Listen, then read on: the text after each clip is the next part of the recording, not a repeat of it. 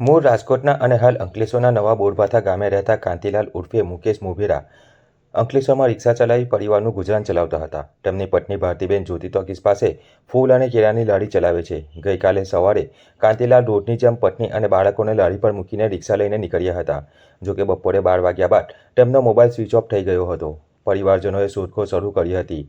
ત્યારે સાંજના સમયે જૂના બોરભાઠા રોડ નજીક બુલેટ ટ્રેનના બ્રિજ પાસે આવેલા ખેતરમાંથી તેમની લાશ મળી આવી હતી. મૃતકનો સફેદ શર્ટ લોહીથી ખરદાયેલો હતો અને ગળાના ભાગે તીક્ષ્ણ હથિયારના ઊંડા ઘા જોવા મળ્યા હતા.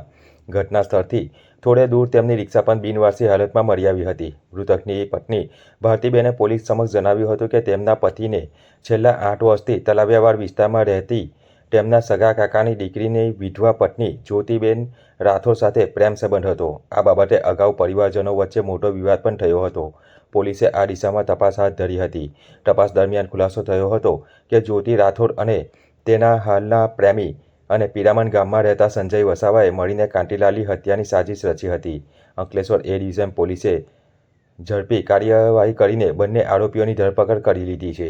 હાલ પોલીસે બંને આરોપીઓની પૂછપરછ શરૂ કરી છે અને હત્યામાં વપરાયેલ હથિયાર સહિતના પુરાવા એકત્ર કરવાની કાર્યવાહી હાથ ધરી છે. મારું નામ નરેશભાઈ રતિલાલ મોભેરા છે. હું મરનાર વ્યક્તિનો મોટો ભાઈ બોલું છું, જેમનું નામ કાંતિલાલ રતિલાલભાઈ મોભેરા છે. અને એ બપોરના અંતરગાળાની અંદર કોઈ એને અનનોન નંબર ફોન નંબર આવ્યો અને કે તું અહીંયા આવ, એ રીતે કરીને એ મારો ભાઈ બપોરે 1 થી 1.5 ગાળામાં થઈ ગયો એ બાજુ, બરાબર છે. પછી એ ભાઈએ એવું કીધું કે આપણે બંને આમ કરીએ તેમ કહીએ એમ કહીને છે ને ચપ્પુના ઘાથી એને મારી નાખેલો હતો બપોરના ગાળાની અંદરથી, બરાબર.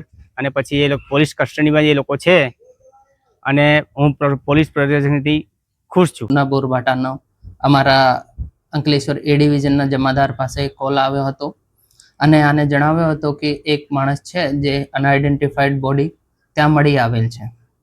તો જમાદારે જ્યારે પીઆઈને જણાવ્યો અને પીઆઈ પોતાની ટીમ સાથે જૂના બોરભાઠા ગામ જઈને આ બોડીની આઈડેન્ટિફિકેશન કરવા માટે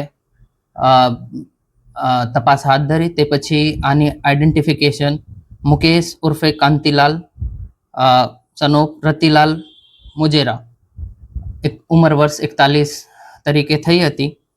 તે પછી આની વાઈફથી પૂછપરછ કરતા આની વાઈફને જણાવ્યું કે આનો જે અફેર છે આ એક જ્યોતિબેન સાથે છે જે વિડો છે અને આને શક છે કે આની જે મર્ડર થયો છે આમાં જ્યોતિબેનનો કોઈ રોલ છે.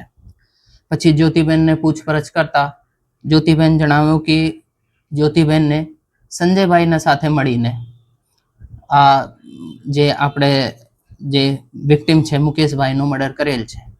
તો આમાં અમારે તપાસ અત્યારે ચાલી રહી છે. અમારે દ્વારા BNSS કલમ 103(1), 54 તથા GP એક્ટ 135માં ગુનો દાખલ કરેલ છે અને અત્યારે અમે આરોપી કાલ રાત્રે અમારે અટક કરવામાં આવ્યો હતો અને અત્યારે અમે 2 દિવસના રિમાન્ડ મળ્યા છે અને આની તપાસ ઉડાનપૂર્વક ચાલતી છે. જે કાંઈ નવી અપડેટ આવે તો તમે જણાવશો.